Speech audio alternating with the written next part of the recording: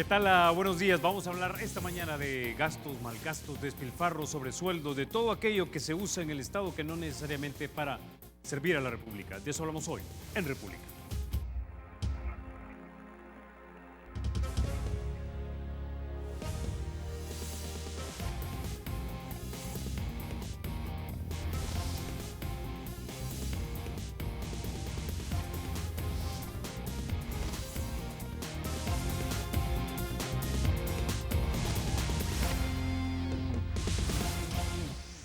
Bueno, recientemente nos informamos a través de la prensa gráfica que de algunos gastos en CEPA, estos, y digo algunos porque quién sabe si son todos, pero básicamente una comida, $632, $105 en Ron Zacapa, es decir, con un país con tantas necesidades, ¿es esto en lo que tenemos que gastarlo? Pues para hablar de eso, esta mañana ya nos acompañan en el estudio Paul Steiner, él es fundador del movimiento Democracia Limpia. También nos acompaña Marvin Aguilar Umaña, él es antropólogo cultural y también catedrático de la Universidad Tecnológica de El Salvador, también columnista de periódicos digitales. Y también nos acompaña Roberto Burgos, él es el director de la Fundación Democracia, Transparencia y Justicia. Bienvenidos, caballeros, a República. Buenos días también a ustedes. Gracias. Muy Bueno, buenos días. quisiera antes de que empezáramos, que pusiéramos en pantalla algunos de los recibos a los que tuvo acceso el periódico La Prensa Gráfica. Quiero que lo veamos en pantalla porque digamos que ilustran. El primero tal vez no es legible desde acá, pero es básicamente la factura del vino. Son $954,42. Tenemos también otro recibo por $1,162. En este hay 37 alimentos abiertos, dice. 37 bebidas abiertas en el servicio del bar, $57, 37 descorches, y estos son solo el servicio de descorcharlos, 5 alimentos abiertos, 5 bebidas abiertas por $7.80, la suma es $1,162,74.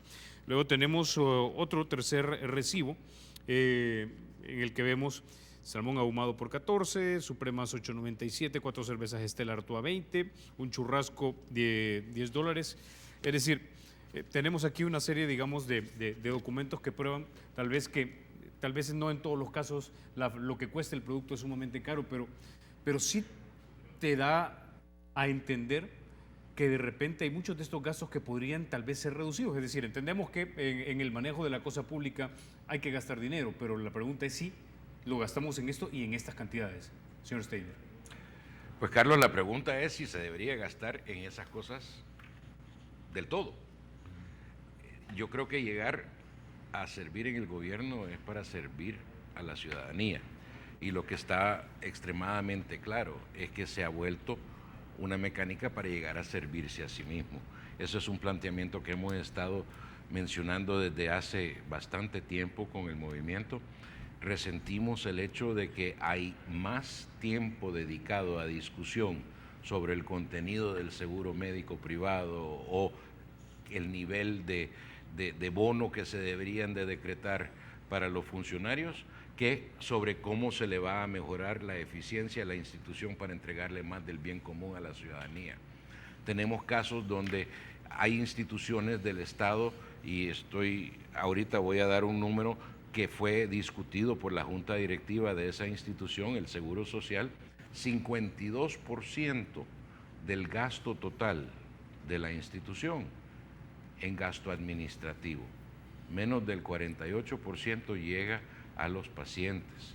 Entonces, si tenemos ese tipo de situaciones, la gran cantidad de esos gastos son ineficiencia y lujitos.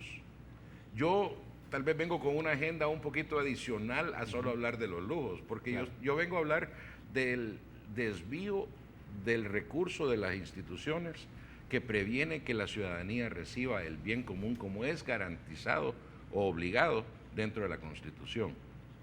Tenemos sobresueldos, tenemos lujos, lo de CEPA es un ejemplo nada más. Ya hay ejemplos en todas las instituciones. Bueno, si el IPSFA tiene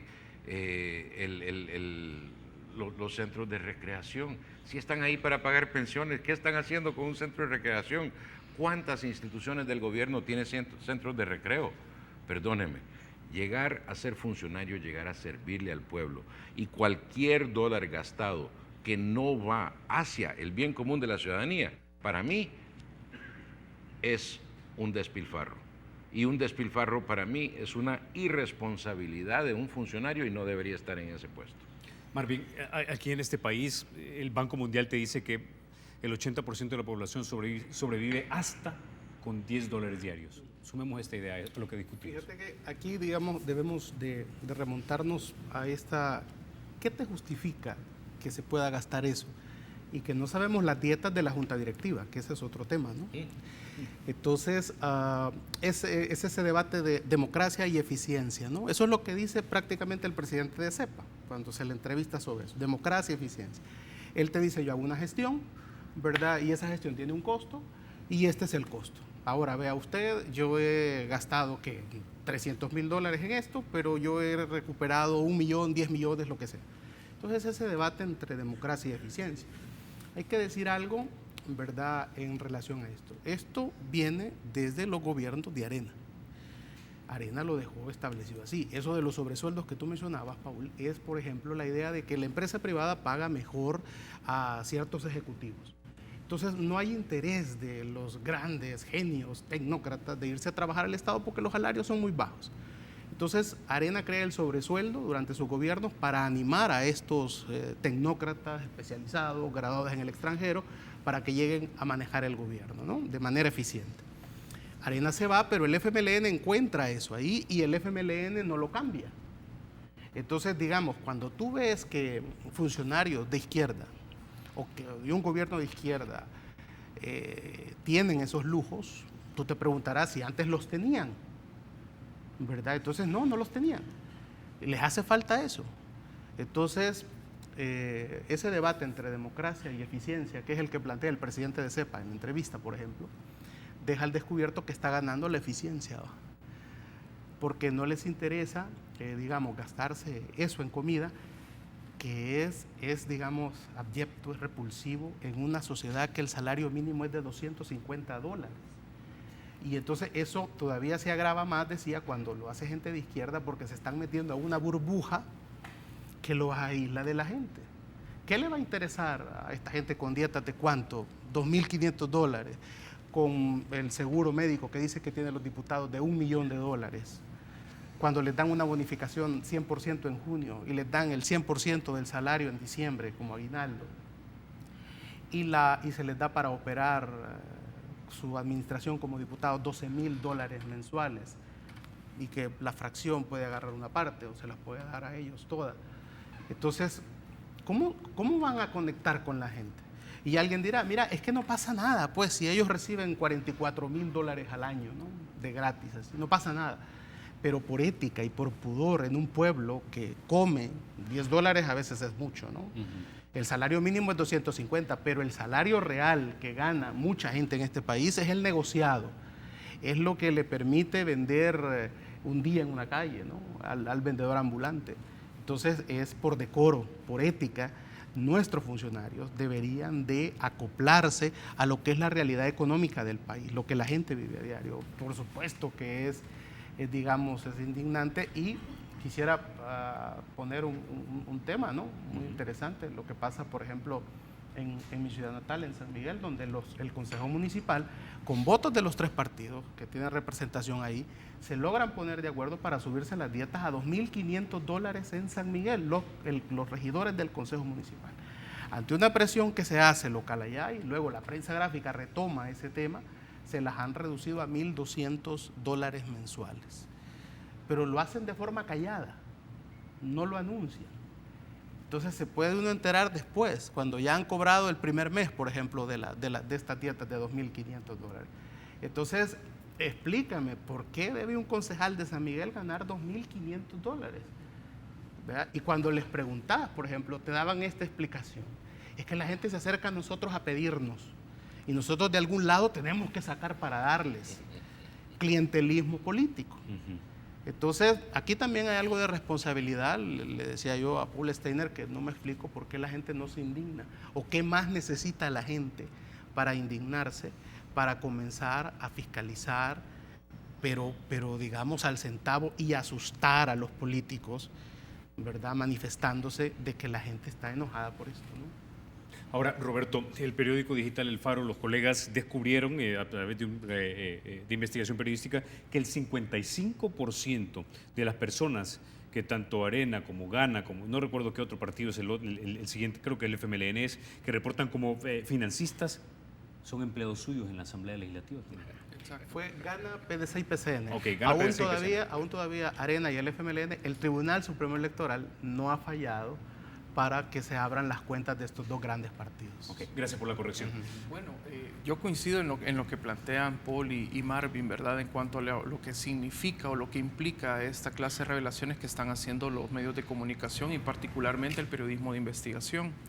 Lo que tú mencionas, Carlos, del Faro, bueno, viene a ser también sintomático de una forma de entender las cosas desde la clase política aquí en El Salvador. En primer lugar, nosotros desde la Fundación de TJ abogamos por una democracia participativa en la cual los ciudadanos le exijan cuentas al funcionario, pero aquellos que no son demócratas no van a generar democracia. Si adentro de los mismos partidos políticos no hay todavía mecanismos democráticos que garanticen que las personas mejores y más honestas lleguen a la posición de poder, ¿cómo le vamos a exigir cuentas no solo de sus financistas y los montos en los cuales aportan, sino que además de la forma en la que utilizan los recursos del Estado cuando ya están ocupando cargos públicos? Y es que todavía no logran delimitar, o quiero pensar que no logran delimitar, lo que consiste en erario público y lo que consiste la riqueza privada. El funcionario, en la mayoría de casos, lamentablemente en este país, está confundiendo ambos y utiliza el fondo público como que fuera un fondo privado. Y ante la necesidad y la oportunidad de abusar de estos cargos, bueno, se cuelan algunas veces esas pequeñas evidencias que son las que está cubriendo la prensa gráfica, El Faro y otros medios. Cuando yo leía hace 2 días esta noticia de CEPA, solo recordé aquellas peticiones e investigaciones de acceso a información pública que en febrero del 2013 hacíamos con la colega, la abogada Ceni Hernández y yo, cuando le preguntábamos e investigamos en la Asamblea Legislativa bajo la administración del entonces diputado Sigfrido Reyes, los gastos en bebidas alcohólicas, obras de arte, regalos navideños, fueron aprobados por todos los partidos políticos esos gastos y todos los recibieron. Llevamos el caso al Tribunal de Ética, que por cierto brilla por su ausencia en todas estas situaciones, a pesar de que el artículo 4 de la Ley de Ética ahí establece como principios la transparencia, la rendición de cuentas y la eficacia en el uso de los recursos del Estado. Y bueno, pensábamos que habíamos logrado un pequeño avance. Incluso algunas personas se burlaban o medios de comunicación decir, porque andan preguntando por fiestas si hay otros procesos de licitación o decisión más importantes que la ciudadanía debería vigilar. Pero es que, como dice un antiguo refrán, ¿verdad? Hay que cuidar los centavos o las monedas, que los billetes se cuidan solos. Si en estas pequeñas cosas se dan esta clase de abusos, ¿qué podemos pensar en los grandes procesos de licitación o en el ejercicio de facultades discrecionales? Entonces, el financiamiento de partidos políticos, el uso de los recursos públicos sigue siendo en este país parte de una política de despojo en la cual la mayoría de funcionarios y de políticos sienten que pasa a formar parte de su recurso privado. Ok, vamos a la pausa. Cuando regresemos seguimos hablando de dietas, gastos, malgasto, despilfarro, plaza fantasmas, sobresueldos y ahora también empleados que son mis financistas y que uso el dinero de los contribuyentes para que me financien. Ya volvemos.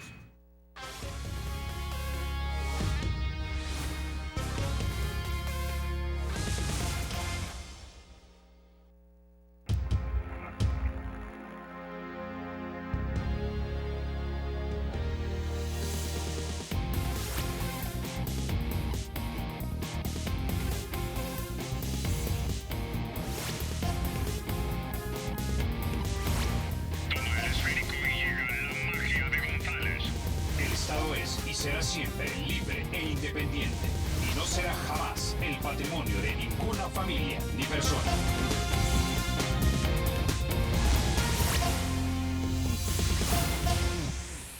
Bueno, señor Steiner, añadamos otro dato más. Aparte del 55% de los empleados, digamos, o de los financistas que reportan estos 3 partidos, que son empleados suyos también en la Asamblea, añadamos, me acaban de pasar el dato ahorita, que el seguro médico de los diputados es de $1 millón. $1 millón. ¿Y el seguro social cuánto es el monto asegurado? Porque yo contribuyo a eso todos los meses.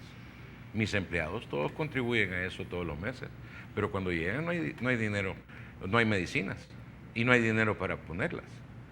Entonces, yo quiero saber cómo es que tenemos 84 buitres que no están preparados a someterse a las mismas organizaciones del Estado y beneficios del Estado que todos sus representados. Esa es la primera pregunta. ¿Por qué ellos todos, porque todos insisten en que necesitan el seguro médico en la Asamblea? 84 por 2, porque el suplente, también tiene seguro médico. Y encima de eso sabemos que hay un gran montón de empleados que también tienen seguro médico. No sé si todos tienen el millón, pero, o sea, ¿para qué tenemos el Seguro Social, el FOSalud y el Ministerio de Salud? No, Paul, es mejor aún. Hoy sabemos por qué eso no funciona bien. Porque a los políticos no les interesa porque ellos tienen su seguro privado en el extranjero. ¿Es eso? Tenemos exactamente una burbuja que no se acerca ni asemeja a la realidad en la que viven nuestros funcionarios. Y en particular los funcionarios electos. ¿Por qué? Porque ellos viven todo el tiempo pensando en votos. Ahorita estamos a menos de 2 años de las legislativas y ya estamos viendo posicionamientos para su reelección como diputados o su reelección como alcaldes. Solo los presos no tienen ese lujo ahorita, pero qué increíble, ¿no? A 2 años ya estamos oyendo la bulla electoral. Si esa es la fascinación de esta gente, entonces, ¿qué atención le van a estar poniendo al bien común? Y su razón de ser funcionarios es entregar ese bien común. Tú hablabas, Marvin, sobre el salario mínimo. El salario mínimo es el fraude más grande que hay en este país. Ustedes saben que si se hace un cambio al salario mínimo, por lo más alto o bajo que sea ese monto de cambio, afecta a menos de 150,000 personas. Del empleo formal. Porque solo hay esa cantidad en el empleo formal a quienes la ley va a afectar. La gran mayoría de gente está en el sector informal y a ellos les vale que ley de salario mínimo saquen. Entonces, eso se negocia a diario. Tenemos 24 años desde los acuerdos de paz donde ha habido una oportunidad de realmente ir formalizando la economía. Nos quejamos de que no hay suficientes que estén contribuyendo a pensiones. Tú sabes que menos del 10% de la población en edad de trabajo contribuye impuestos sobre la renta.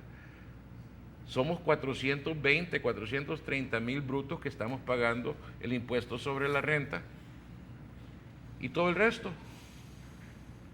Entonces, cuando Norma Quijano estuvo tratando de limpiar el centro, reportó empresas millonarias pero informales. El mismo Nayib Bukele, que ha estado haciendo la misma limpieza, ha reportado empresas millonarias pero informales. Entonces, si este país de sálvese quien pueda no logra reformarse para que todos estemos alineados hacia la patria, porque la patria es la que nos va a dar un futuro, no sorprende que los funcionarios que tenemos son un reflejo de nuestra sociedad. Ahora, Marvin, retomemos también los ejemplos específicos, ¿no? Que digamos que te ponen más de relieve lo que ya está diciendo Paul. En la Asamblea hay 2 diputados que tienen entre los 2 70 asesores. ¿Cómo funciona eso?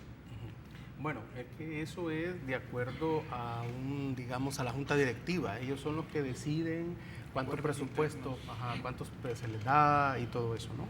Entonces, debes de entender que en la Asamblea Legislativa, tal cual quedó estructurada en esta elección, el FMLN necesita un diputado para lograr mayoría simple para muchas cosas. Un diputado puede salir del PCN o Rodolfo Parker. Entonces, eso hace que tú veas que un diputado como el que tiene el PDC, Rodolfo Parker, raya el cinismo cuando le pregunta a un periodista del Faro y le dice, mire, pero es que usted digamos, cuando nos dice, ¿verdad?, que no puede dar los nombres de sus donantes, la Sala de lo Constitucional ya derogó eso, dijo que no es válido. Y Parker le contesta, abogado, el diputado Parker le contesta, es que mire, frente a la interpretación de la Sala, yo antepongo lo literal de la ley. Cambiemos la ley, pues le dijo, y entonces yo le voy a dar los nombres. Pero para cambiar la ley tienen que hacerlo ellos, que se niegan a dar los nombres de sus financistas. Eso tiene un nombre, se llama impunidad. Impunidad. Entonces ellos saben que no los podés mover de ahí y ellos saben que en la medida que todos se protejan, ¿verdad?, le pueden garantizar la votación al FMLN. Él puede ser el diputado 43 que dé la mayoría simple y por lo tanto él puede tener los asesores que le dé la gana o le pueden asignar un presupuesto para que funcione su fracción como le dé la gana. Entonces esa impunidad es la que los hace a ellos sentirse seguros, pues. Nadie los va a tocar. Es como cuando lees la literatura del narcotráfico en Colombia y en México, ¿no? Cuando un narco, ¿por qué un narco sale en Facebook enseñando sus lujos? ¿Y por qué un narco se pasea por la ciudad?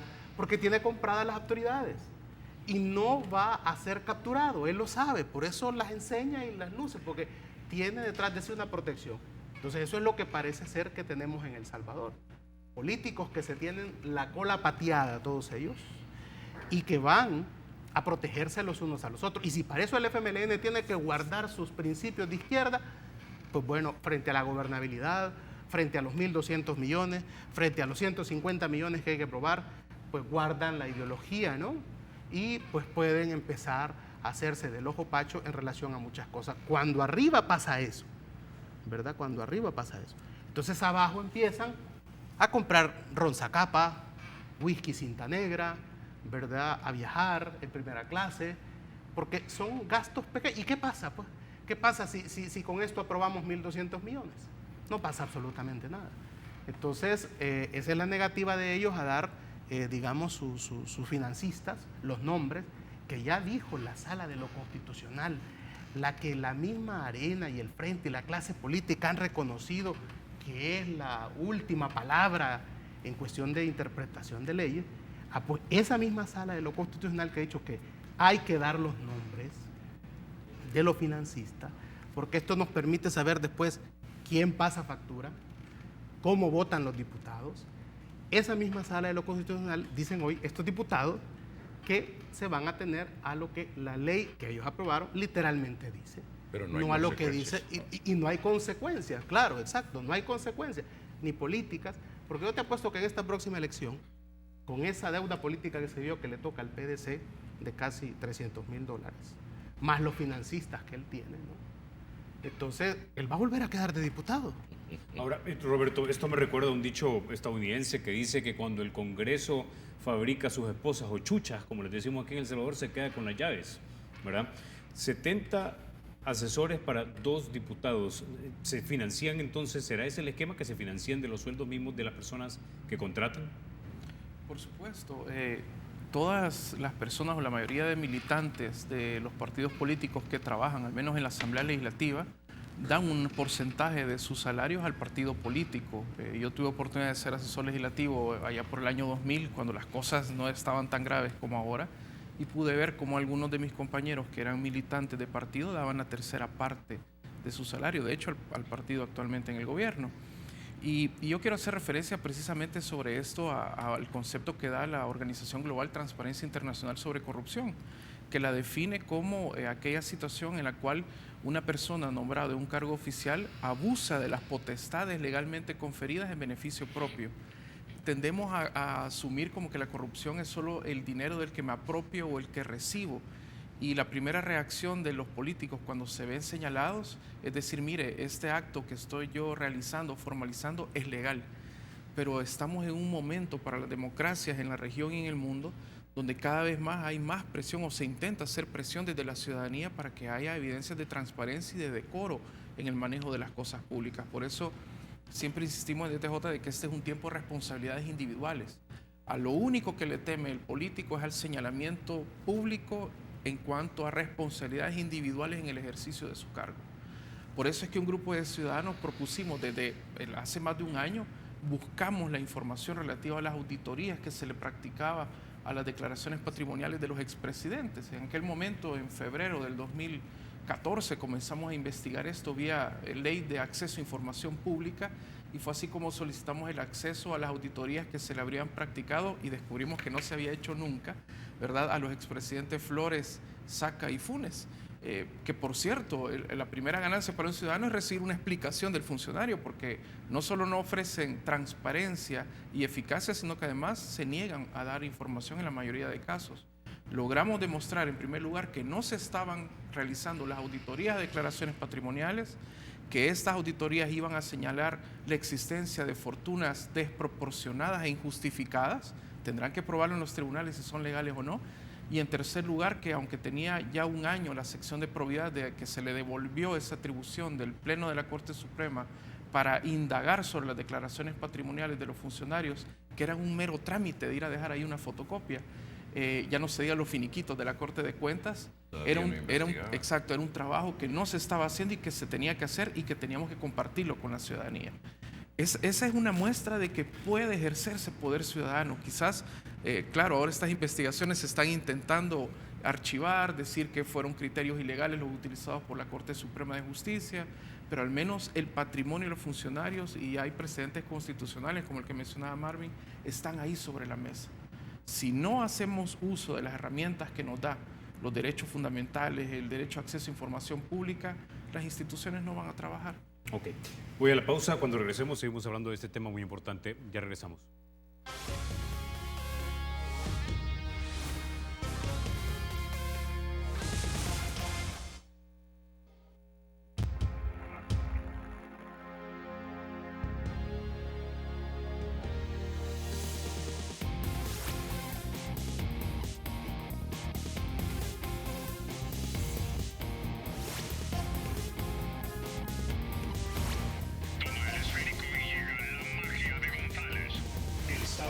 Será siempre libre e independiente y no será jamás el patrimonio de ninguna familia ni persona.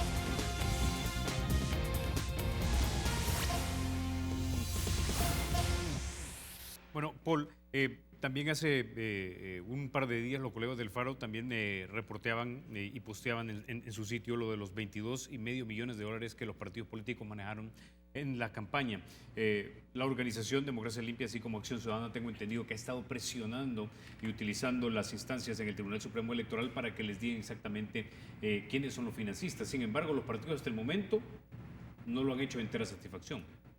A ninguna satisfacción. O sea, básicamente están poniendo todos los pretextos posibles. Creo que el único que sí ha dicho con detalle es, creo que el FPS, la Fraternidad Patriota Salvadoreña, que fue, creo que logró como unos 6,000 votos, algo así, y no logró ningún funcionario. Pero todos los partidos políticos que participaron, tanto en las legislativas, municipales, como las presidenciales, se están buscando todititas las excusas posibles para no dar la información. Algunos ni siquiera estados financieros completos han dado.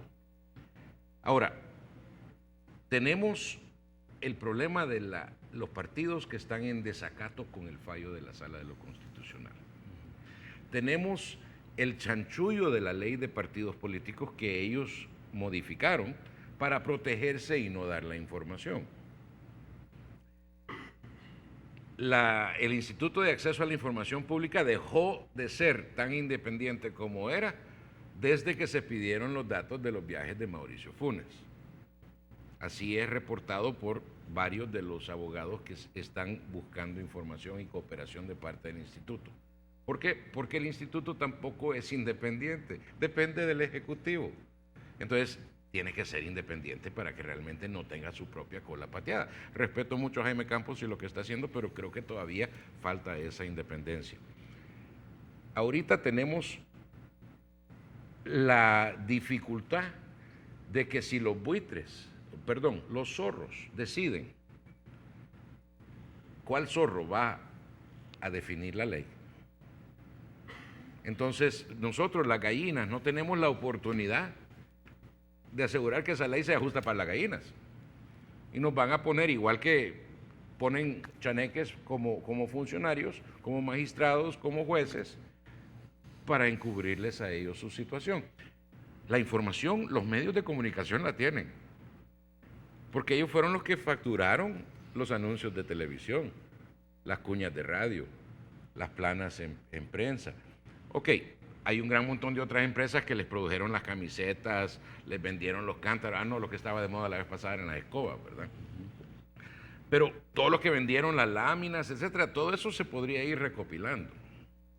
Si tuviéramos un sistema de investigación imparcial, esa información se podría conseguir, porque las facturas ahí están, el Ministerio de Hacienda las tiene todas, o por lo menos todo el detalle de transacciones, y las empresas ahí las tienen.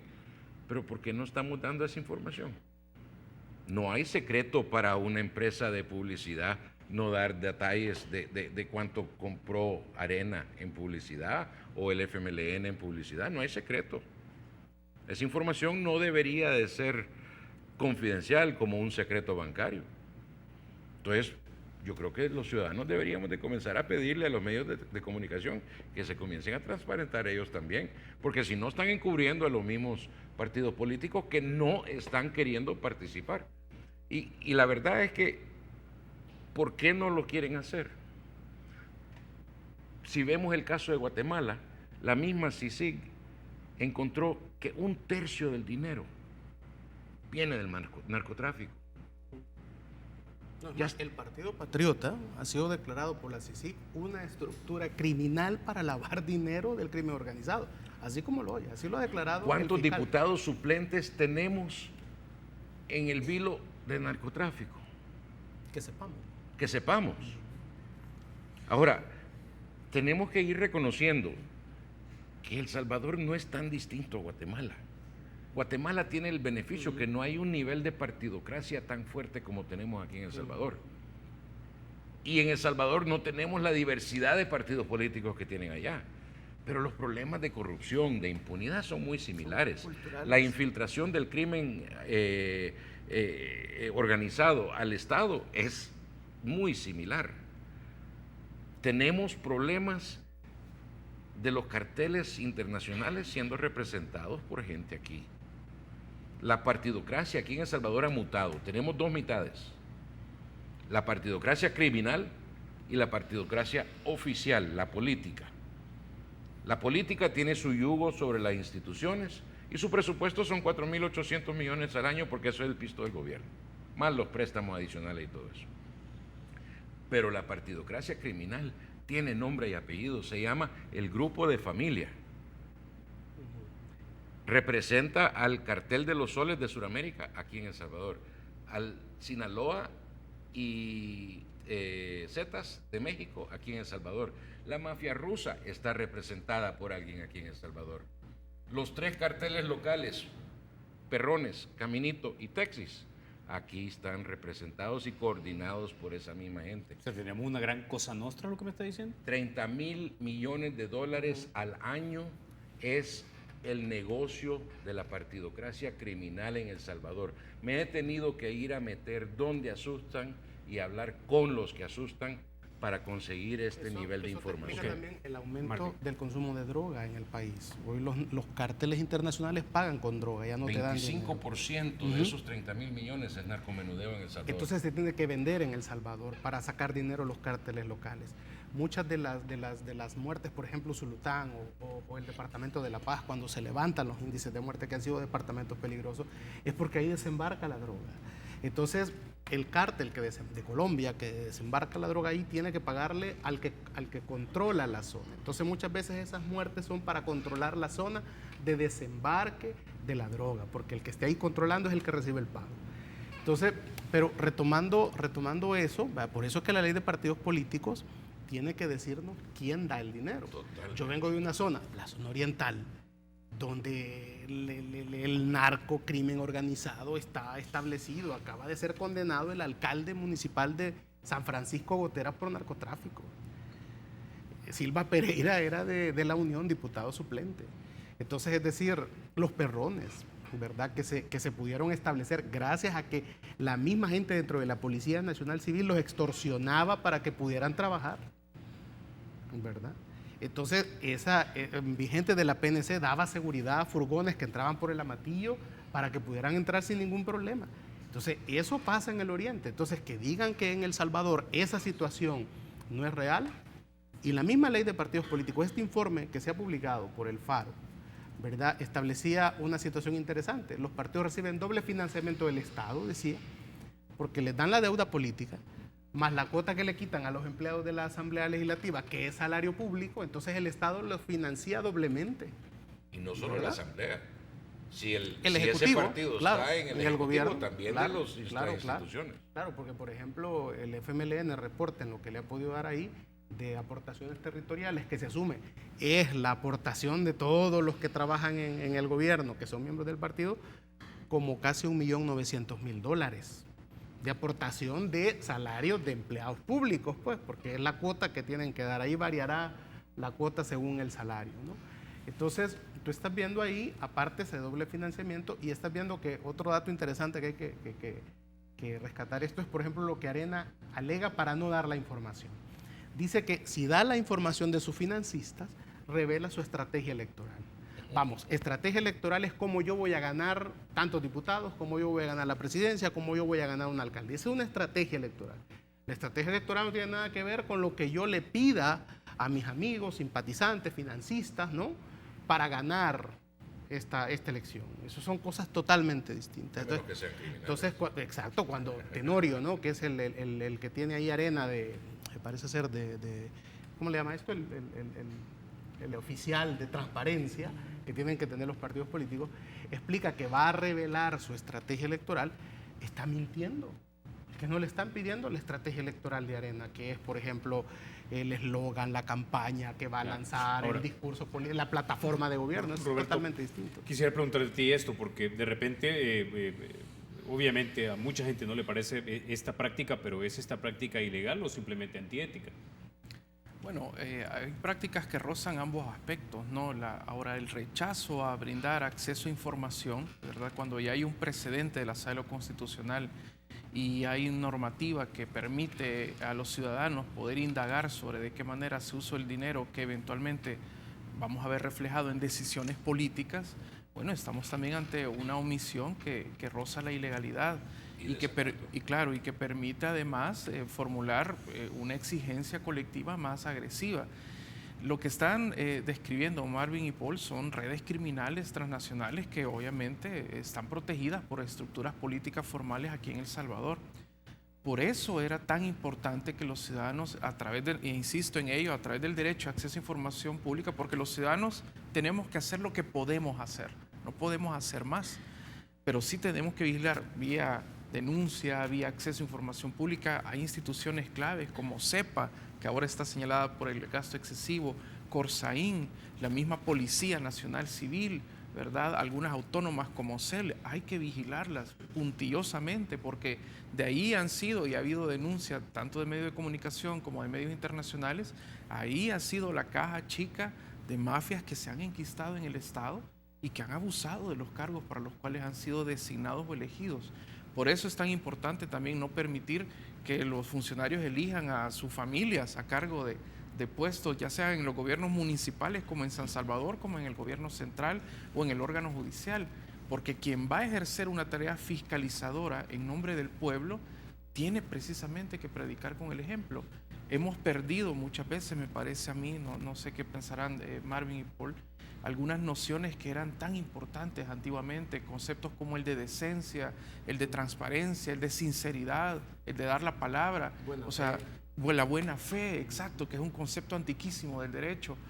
No puede un funcionario cuando es candidato prometer que va a actuar de una manera y desempeñarse de otro. No puede un vicepresidente de la República mentir cuando dice que no conoce a alguien señalado por el mismo gobierno estadounidense como narcotraficante. No puede un presidente de la República recibir un permiso como que es un cheque en blanco de la Asamblea Legislativa para viajar con quien quiere, a donde quiera, cada vez que se le ocurra.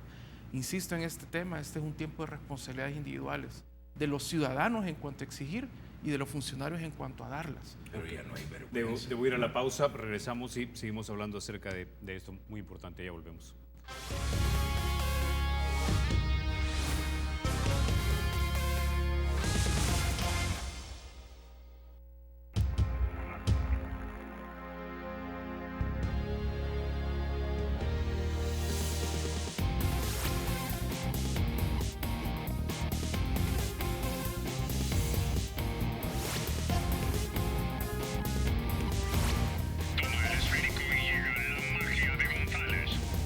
Estado es y será siempre libre e independiente y no será jamás el patrimonio de ninguna familia ni persona.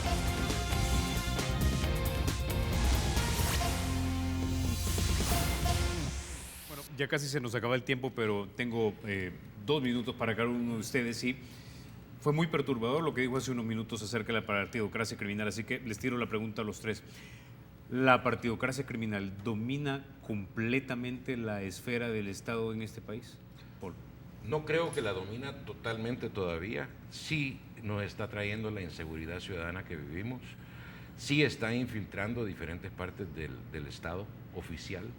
Héctor Silva Ábalos habla de mucha infiltración del crimen organizado en la policía, organización de inteligencia del Estado, la Fuerza Armada. Bueno, ahorita el mismo fiscal está buscando enjuiciar a un ex ministro de Defensa por andar distribuyendo armas que ni siquiera eran de él. Ya hay un montón de gente conectada. Encima de eso tenemos el caso del mismo fiscal que al nomás llegar limpió alrededor de 60 puestos que movió y dio declaraciones públicas diciendo que estaba infiltrada la Fiscalía por el crimen organizado. Es más lo que no se menciona que lo que se menciona, y con la gente que yo he tenido que ir a hablar para indagar y conseguir mucha de esa evidencia, me queda sumamente claro que estamos muy cerca de que ese crimen organizado, esa partidocracia criminal termine de infiltrar totalmente el Estado. Necesitamos limpiar el lado del Estado para poder luchar contra la partidocracia criminal. No se puede hacer al revés. Tenemos que limpiar el órgano judicial, tenemos que limpiar el órgano legislativo. El Ejecutivo no me importa tanto. Si logramos esos dos primeros, logramos comenzar a luchar contra la partidocracia criminal, que es lo que nos va a volver un Estado fallido total si no lo hacemos. Marvin. ¿Qué es lo que sucede? ¿Por qué el crimen organizado decide meterse a la política? Mira, Oriente da una explicación clara de eso porque está metido el crimen organizado en Oriente, ¿no? Lo que busca es información privilegiada y lo que busca es funcionarios de nivel como alcaldes que no molesten. Un alcalde que no moleste hace mucho por el crimen organizado. Por ejemplo, no ataca el narcomenudeo, no cierra negocios que permiten el narcomenudeo en la noche, por ejemplo, ¿no? Y lo que busca es información privilegiada. ¿De dónde? La Comisión de Defensa, la Comisión de Seguridad Pública, la comisión que analiza la narcoactividad en El Salvador, porque ahí están los planes. Ahí están los planes de cómo se va a combatir, ahí están los jefes, ¿no? Ahí se decide, ahí se sabe qué tanto puede saber la DEA o que detrás de quién anda la DEA en El Salvador para protegerse. Entonces es información privilegiada. En México, que tiene toda una cátedra de cómo el narcotráfico infiltró al gobierno, que llegó al zar antidrogas estadounidense, que se hablaba por teléfono con Amado Carrillo, el Señor de los Cielos, y que vivía en un apartamento de él en el DF. O sea, México y Colombia tienen aquella frase de Pablo Escobar Gaviria, ¿no? Plomo o plata, ¿verdad? O sea, y si vos como funcionario no te dejas corromper, pues te mato y vendrá otro que sí se dejará corromper. En el Oriente, el año pasado, se ha detenido como a 120 personas, entre pandilleros del narcomenudeo, fiscales, 20 abogados, jueces, gente de la DAN, que todos estaban en una estructura para permitir que quienes fueran capturados vendiendo droga en San Miguel, pues salieran por falsos o malos procedimientos policiales, que fueran defendidos por la misma cantidad de abogados y fueran a parar a los juzgados de siempre. Entonces, esa impunidad que ya la vimos en Oriente, que sí, que funciona, no sabemos si funciona en más juzgados o en más zonas del país, pero sí busca eso. En el caso del Oriente del país, lo que se sabe es poder político local para poder hacer negocios de narcomenudeo. Ok. Roberto tiene la última palabra.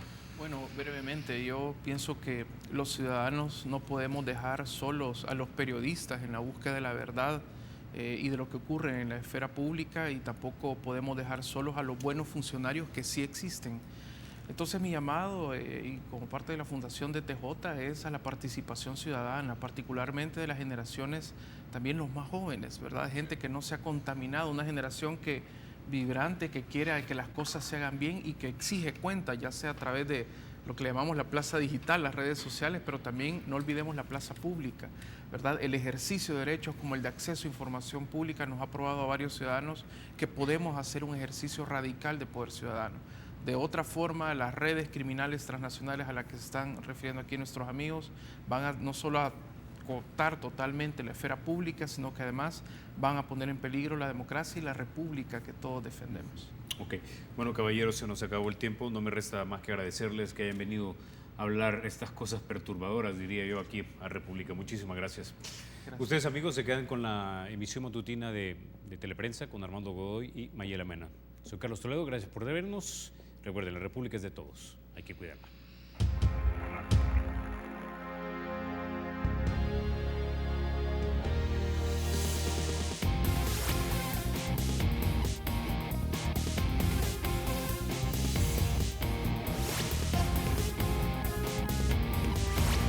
Toma el esférico y llega la magia de González.